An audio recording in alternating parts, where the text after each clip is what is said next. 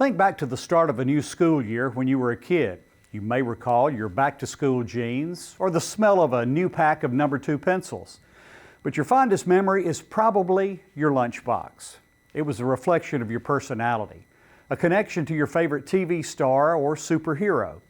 We relived our happy childhood days just a couple of years ago when Melissa Bowman took us to the Lunchbox Museum.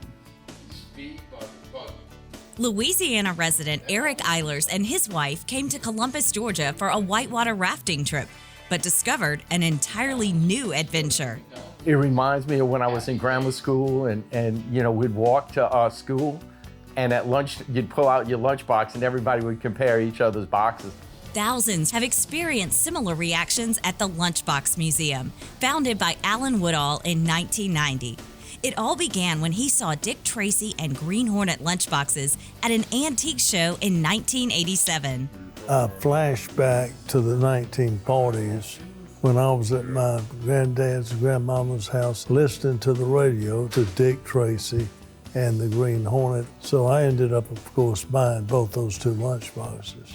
Those two are now part of a collection of over 5,000. Helping Mr. Woodall carry on the family business is his granddaughter, Caitlin Etheridge.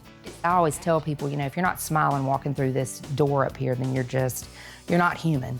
You'll see everything from 1920s workmen's lunch pails to countless metal and plastic kids' lunchboxes, spanning all eras of pop culture. Some, like Toppy the Elephant, are worth thousands. But for Mr. Woodall, how they make people feel is priceless. It can get people very emotional. I've seen many people that have come to the Lunchbox Museum where that particular lunchbox brought back such a great memory that it would bring tears into their eyes. But surprisingly, lunchboxes are only the beginning. The Lunchbox Museum will take you on a trip down memory lane. And for even more nostalgia, keep that journey going just a few feet away at the Georgia Radio Museum and Hall of Fame. But don't stop here. Head to the Tom Houston Peanut Museum. There's also 3 cola museums. And last but not least, be sure to visit the Car Museum. Known as the Columbus Collective Museums, visitors can explore memorabilia from the Tom Houston Peanut Company and Royal Crown Cola, as well as its forerunners, Chero Cola and Knee-High. Antique radios and phonographs fill the Radio Museum, while classic automobiles and even a 1953 Airstream RV are displayed in the Car Museum. It's a lot to manage, but a great team keeps it going. I learn something new every single day. We are 2 peas in a pod. That's what we say. For Mr. Woodall, seeing visitors experience sheer joy never gets old.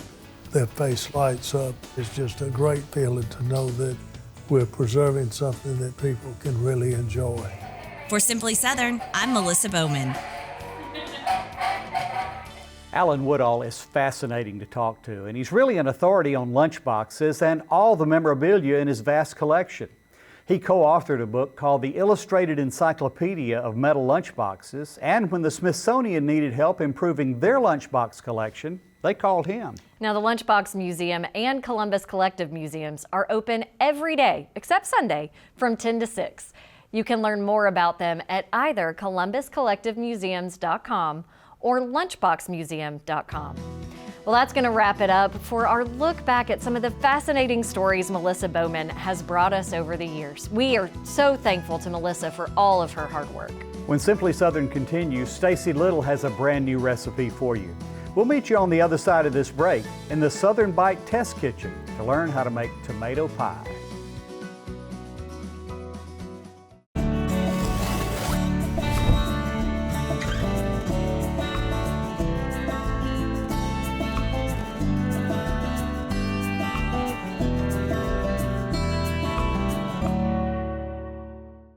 So you've heard your cakes are the best around and friends have encouraged you to start a business and sell them. Can you even do that? How do you know where to start? Well, you can start with Alabama Extension. Discover more about cottage food laws and how you can get cooking.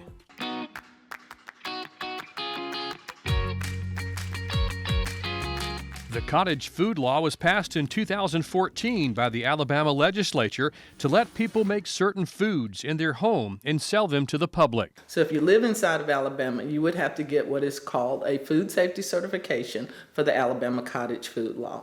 Alabama Extension offers such a course where we can tell you the products that you can make, we can tell you where you can sell them, we can tell you where you have to make them, which is in your home kitchen. And we'll tell you how you can sell and distribute your product. Alabama Extension has helped me tremendously. I had no idea what I was doing when I wanted to just sell cookies from my home, and they laid it out for me. The process, the information, the knowledge they gave me, they were able to help me change how I do business. They were able to help me know this is what you can do, this is what you cannot do.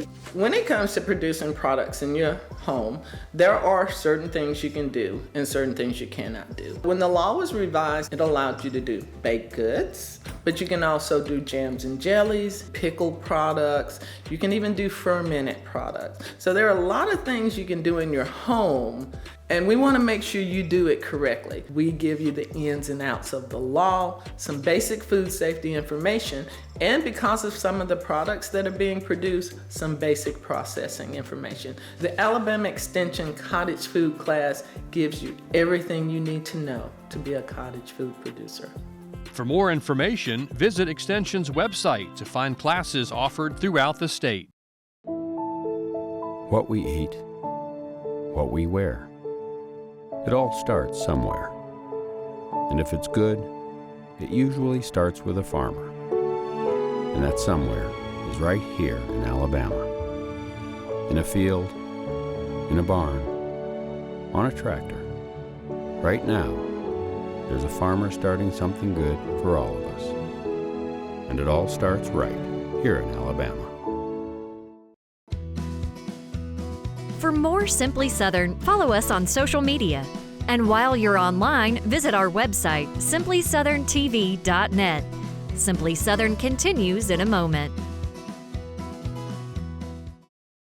Buying from local farms has turned healthy eating into an adventure for the kids. Beef tastes even better when you know the farmers who raise it. I love a good steak, and it's nice knowing that our local ranchers are helping our environment. I do like a little honey in my tea. Keeping my money in the local economy by buying from Alabama farmers makes it taste even sweeter. Bring the farm to your home. Discover what's growing near you at sweetgrownalabama.org.